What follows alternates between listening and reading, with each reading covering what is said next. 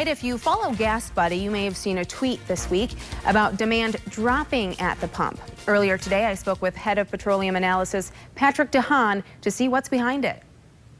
It's normal to see some volatility between days. Friday tends to be the day that most Americans fill up, probably because Friday's payday for many. Whereas early in the week, we tend to see some of the lower demand numbers.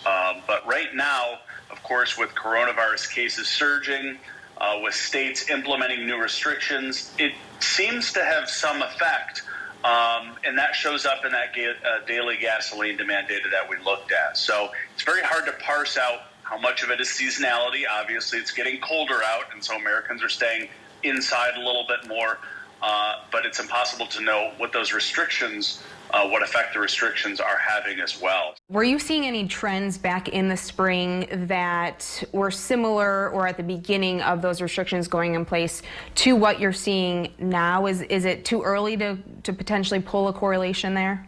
Well, the good news is that what we're seeing and what we've been seeing the last few weeks is not nearly as bad as what we saw in March and April. Back in March and April, I could actually get downtown Chicago in 5 minutes, unheard of. Demand dropped at 1.60% from the prior year. Impressive drop in demand.